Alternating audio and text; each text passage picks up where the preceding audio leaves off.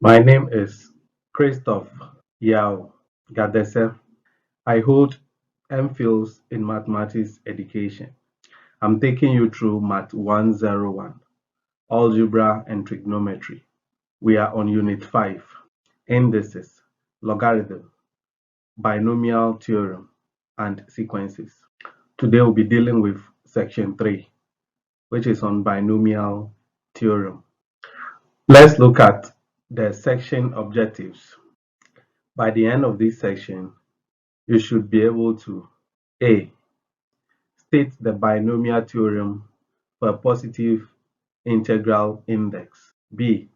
Write a binomial expansion for expressions like bracket opens x plus y bracket closed exponent n for different values of x and y using binomial theorem. C. Write the general and middle terms of a binomial expansion. And D.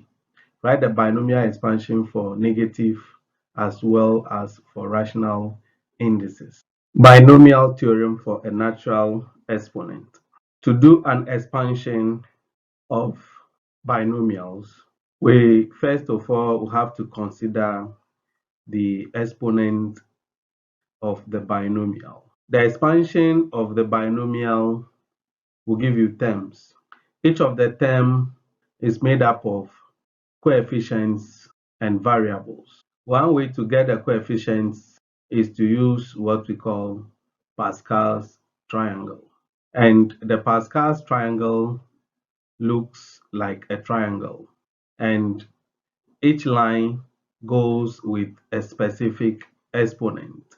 If you look at the first line, which is 1, it goes with, say, bracket opens, x plus y bracket closed exponent 0. Of course, you know any number exponent 0 will give you 1. Then if you have bracket opens, x plus y bracket closed exponent 1, it goes with the second line. Then if you have bracket open, x plus y bracket closed exponent 2, it goes with the third line. So if you have exponent 3, it goes with the fourth line in that order. So let's look at how you form the triangle. You start with 1. Then the endpoints, you have 1 and you have another 1. When you move to the next line, you start with 1. Then you add the two numbers, 1 plus 1, and you get 2. So you write it in the middle of the ones you have added. Then you end with 1. You move to the next line, you start with 1. Then you add the two numbers, 1 plus 2, it gives you 3. Then you write it in the middle of 1 and 2. You do another 2 plus 1, it gives you 3. You write it in between them. Then you end with 1.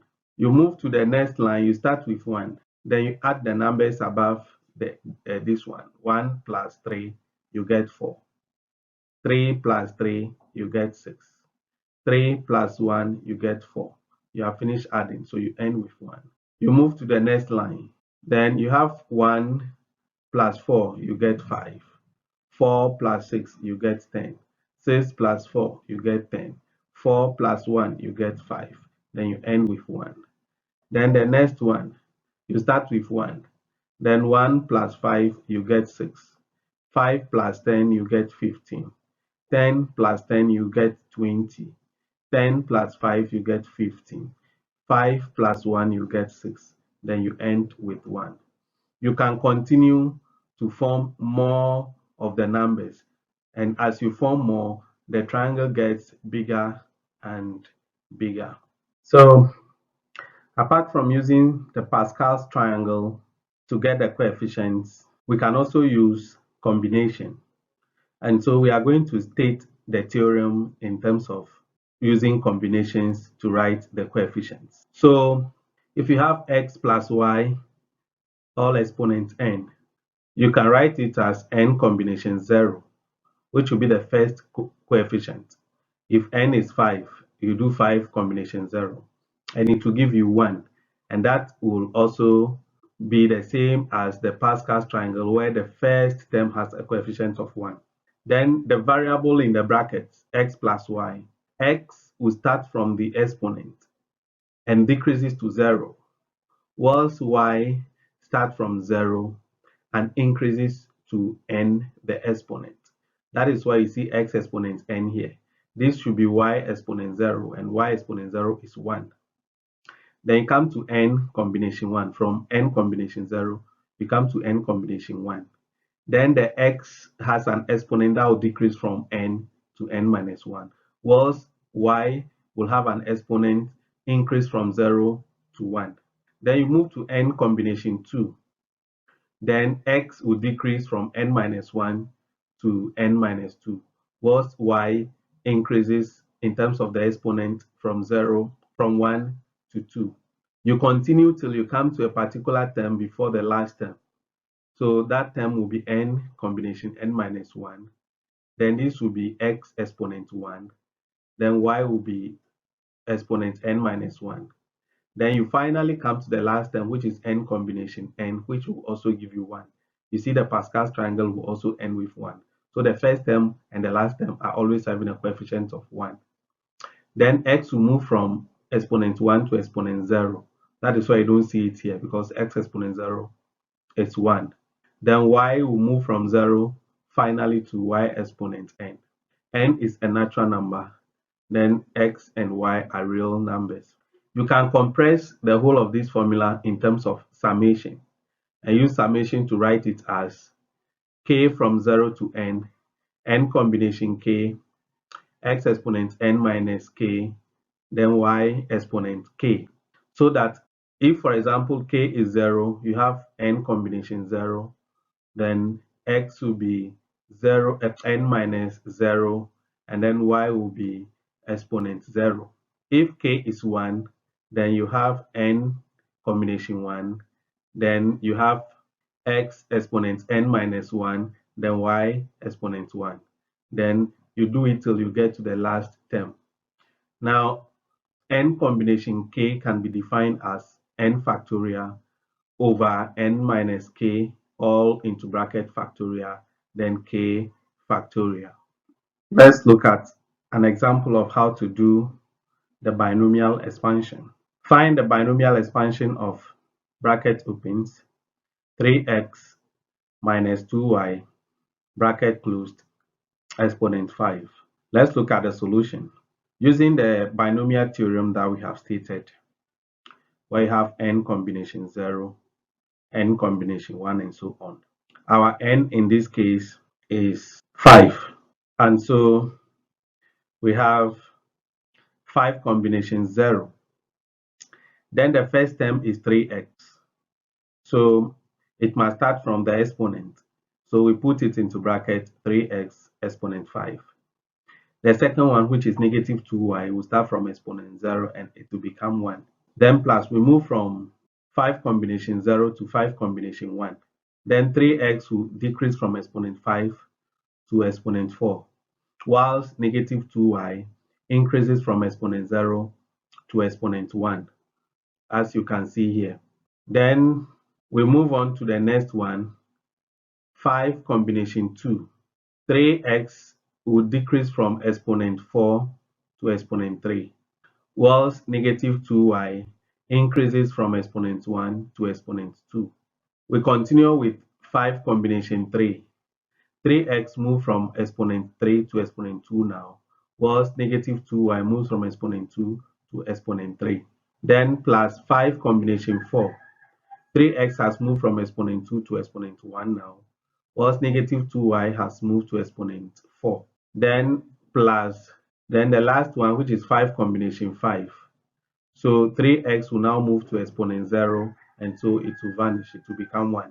Whilst negative 2y moves to exponent 5. We simplify, and so we know that 5 combination 0 will be 1. So you will see 1 here. There's no number there, it means there's 1 there. Then 5 combination 1 will be 5. 5 combination 2 will be 10. And then 5 combination 3 will be 10. 5 combination 4 will be 5. And then 5 combination 5 will be 1. So you see the coefficient 1, 5, 10, 10, 5, 1. It coincides with the triangle, Pascal's triangle that we have drawn, where the one that goes with exponent 5. So we simplify, and so when we do 3x exponent 5, we get 243x exponent 5 because the exponent will affect the 3 at the same time the x. Then this one will be 3 exponent 4 and then x exponent 4. Whatever you get, use it to multiply 5. Then you get negative 8105 x exponent 4 y.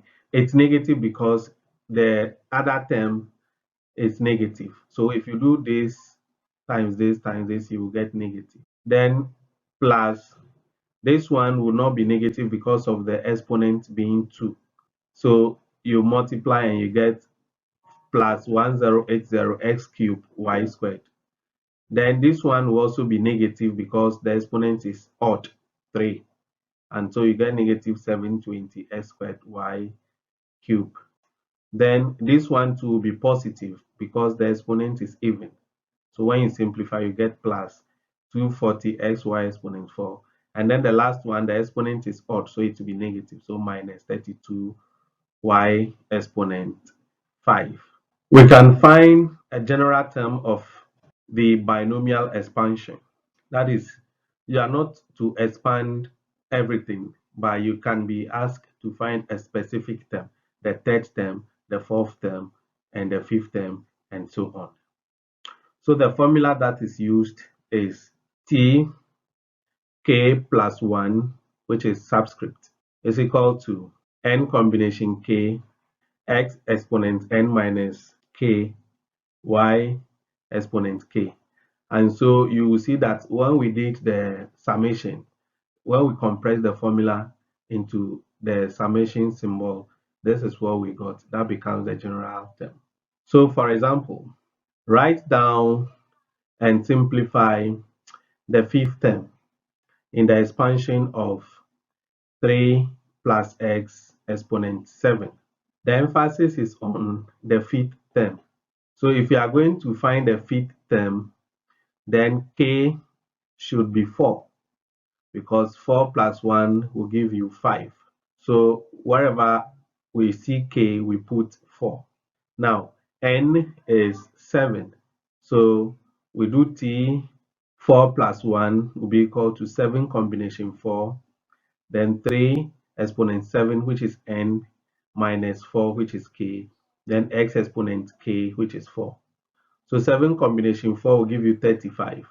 3 exponent 3 will give you 27 because 7 minus 4 will be 3.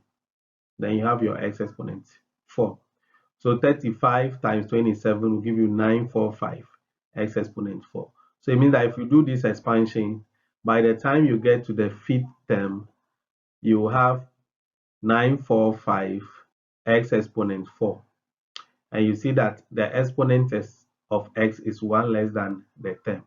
So you will take note of that.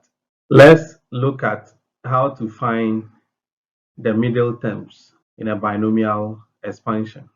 Normally, if you look at the exponent of the binomial expansion, then it will tell you the number of terms that you will have in the expansion, so that the number of terms is one more than the exponent of the binomial that you have to expand. So it means that if the exponent is an even number, then the number of terms will be odd. And if the exponent is an odd number, the number of terms will be even. So we want to look at how to find the middle term in a binomial expansion. In doing that, you will come across two cases. The first case is that if the exponent is an even number, then you have odd number of terms. And so you have only one term in the middle. But if the exponent is an odd number, then definitely you will have even number of terms. And so you have two numbers in the middle or two terms in the middle. So let's look at this example. Find the middle term in the expansion of x exponent 3 plus y exponent 2, all in brackets, exponent 6. You'll notice here that the exponent is even 6. And so there's going to be odd number of terms, and that will be 7 terms in this expansion. That means that the middle term will be the fourth term, because if there are 7 terms, 3 to the right, 3 to the left, then the middle one, which is the fourth one, will become the middle term. So we will look at how to do this calculation at the next stage. Now, we know that the middle term is the fourth term. And so to find that term, our k will have to be 3. So that 3 plus 1 will give us the fourth term. And so we have 6, which is the exponent n, combination 3. Then we have the x in this case is x exponent 3. That is the first term in the bracket. And that will carry an exponent of n minus k, which is 6 minus 3. Then the second term in the bracket, which is the y, in this case is y squared. So y squared exponent k, and the k is 3 now. So we simplify. 6 combination 3 will give us 20. Then we have x cubed. 6 minus 3 will give us 3.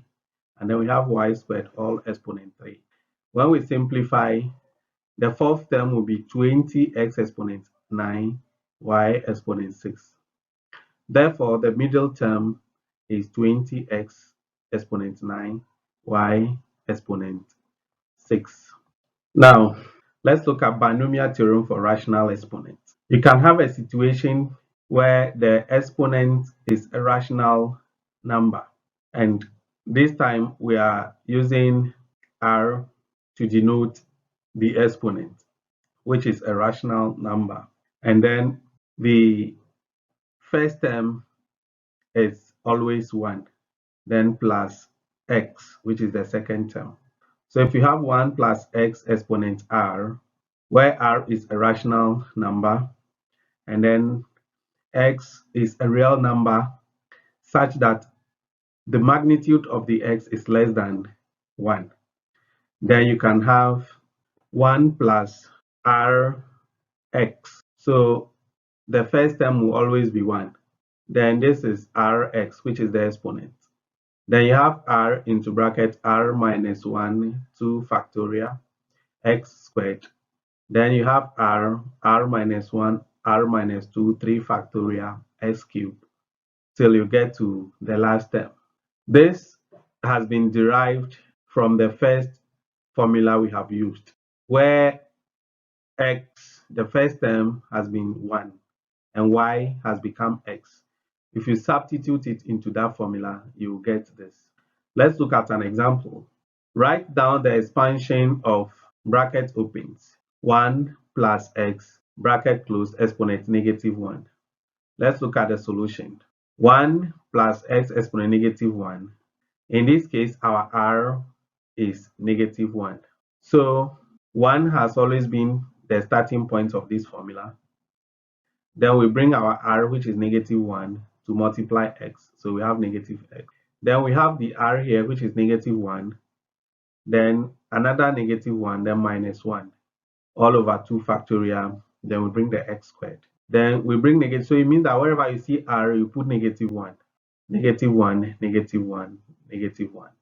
Over 3 factorial, and so on. Then you simplify. This one will give you minus 1, negative 1 minus 1 will give you negative 2. Negative 2 times negative 1 will give you 2. So you have 2 over 2. 2 factorial is also 2, then x squared. Then this one, the numerator, when you simplify, you get negative 6. 3 factorial is 6, then x cubed. Then it goes into infinity. Then when you simplify further, you have 1 minus x plus x squared, because this will go to 1, minus 6 over 6 will also go to 1, x cubed to infinity. Let's look at another example. This time round, we have expand bracket open, x plus y bracket close exponent negative 5. So you see that in the bracket, we don't have 1 plus x, but in place of 1, we have x, and in place of x, we have 1. So we have to do some simplification first. So if you want to make this place the x to be 1, you factor the x out. And when you are factoring the x out, you must factor it out with the exponent. That's how can you have x exponent -5. And so once x has been factored out, its place becomes 1. Actually, whatever you factor out, use it to divide. So it's like we factor x out. So we have x over x, then y over x. And so x over x will give us 1, and then we have y over x. So this time round, we have 1 here. And so our x in the formula will become y over x. So wherever we see x, we substitute y over x in place. So the x exponent -5 that we factored out is here. Then we bring the parenthesis. Then we bring the negative, we bring the 1. And then -5y over x. You remember is rx. Rx. Our r is -5. And our x is y over x. That is how can you have -5y over x. Then plus, remember I have r, then r minus 1. So r is -5, then -5 minus 1 over 2 factorial. Then x squared. X is now y over x all squared. Then we have r minus 1, r minus 2. So -5, -5 minus 1, -5 minus 2, all over 3 factorial. Then plus, we have x cubed, which is y over x cubed, then into infinity. Then we continue. We know that x exponent -5 can be written as 1 over x exponent 5. Then we bring the 1. We bring 5y over x. And then we simplify this. You'll get 30 over 2 y over x squared. When you simplify this, you get 210 minus 210 over 6, then y over x all cube, then into infinity. And so when you simplify, you use this to multiply through. So this times 1 will give you this 1 over x exponent 5 times 5y over x will give you 5y over x exponent 6. Then 1 over x exponent 5 times 30 over 2 y over x squared will give you 15y squared over x exponent 7. Then use the same 1 over x exponent 5 to multiply what you have here, -210 over 6 y over x exponent 3, and you get 35y cubed over x exponent 8 to infinity.